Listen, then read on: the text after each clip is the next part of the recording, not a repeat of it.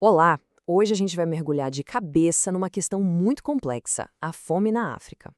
Mas a ideia aqui é ir bem além das manchetes, sabe? Tentar entender as raízes do problema e, o que é mais importante, conhecer o plano super ambicioso que está sendo desenhado para o futuro do continente. 282 milhões. É um número gigante.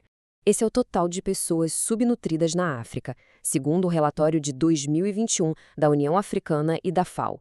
É o tipo de dado que choca e que força a gente a olhar mais de perto o que está acontecendo.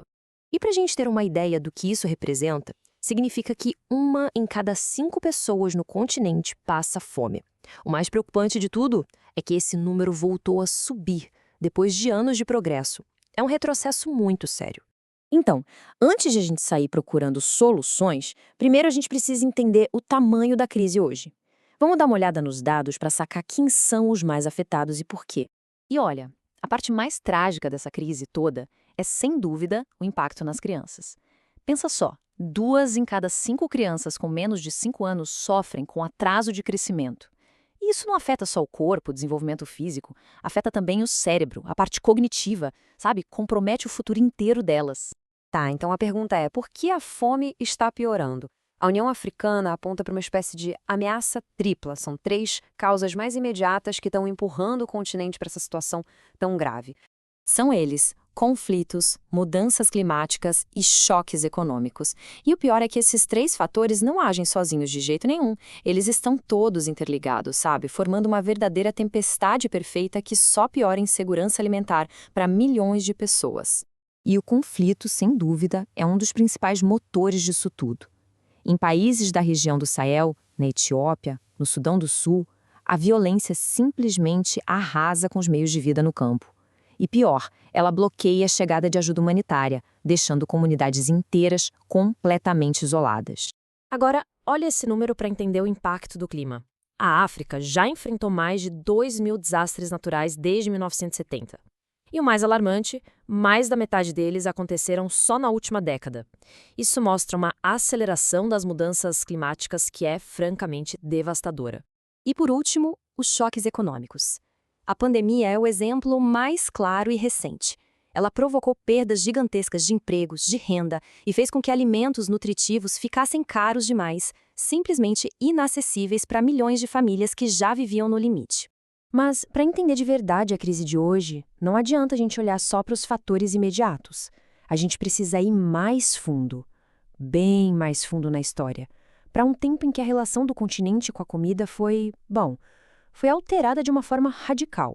Esse slide aqui mostra um contraste que é fundamental. Durante milênios, a África teve sistemas agrícolas super diversificados, resilientes, focados em garantir a comida da comunidade. Aí veio o modelo colonial e impôs uma lógica totalmente diferente, extrativista, de monocultura para exportação. E isso quebrou todo o equilíbrio. E essa tabela dá exemplos bem concretos de como isso aconteceu na prática. As potências europeias basicamente redesenharam economias inteiras em torno de uma única cultura de exportação. O objetivo, claro, não era alimentar a população local, mas sim abastecer as indústrias lá na Europa. E como eles forçaram essa mudança toda? Usando ferramentas bem específicas. A terra foi declarada vazia e simplesmente tomada. Impostos em dinheiro forçaram os agricultores a trabalhar para os colonizadores. Em alguns casos, chegaram a proibir o cultivo de alimentos tradicionais. Era um sistema de controle total. O resultado disso foi catastrófico. Essas fomes que a gente vê na tabela não foram desastres naturais, sabe? Foram desastres políticos. Elas foram causadas diretamente por políticas que colocavam o lucro da exportação acima da segurança alimentar das pessoas. É um legado trágico que ecoa até hoje. Mas, diante de um problema histórico tão profundo, surgiu uma solução ideológica muito poderosa. Nasceu uma visão de unidade africana, de autodeterminação que mudaria para sempre o rumo do continente. Essa solução é o pan-africanismo. É a ideologia que serve de base para tudo isso. A ideia é unificar o continente para conseguir reverter esse legado de divisão, de exploração e fortalecer a solidariedade entre todos os povos de origem africana. E essa ideia não ficou só na teoria, não. Em 1945, a exigência pelo fim do colonialismo ganhou muita força. Depois, em 1963, nasceu a Organização da Unidade Africana, para apoiar a libertação. E em 2002 foi criada a União Africana, para finalmente concretizar esse sonho de integração. Hoje, essa visão pan-africana tem um nome e um plano muito bem detalhado.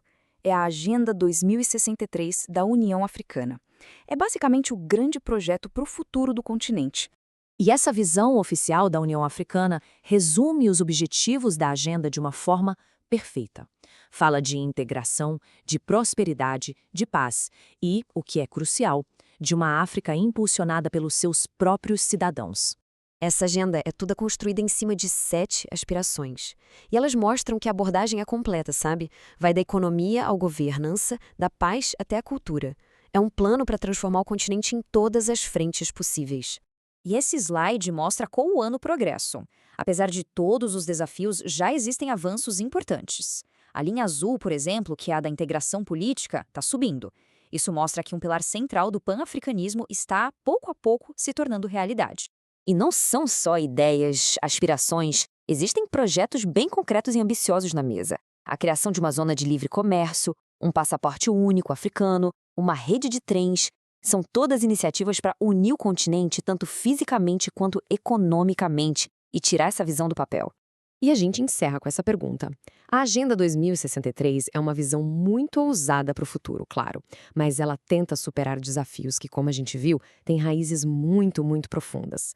A questão que fica no ar é: será que um plano para o futuro, por mais bem feito que seja, consegue de fato curar as feridas do passado? Fica aí a reflexão. Obrigado por acompanhar.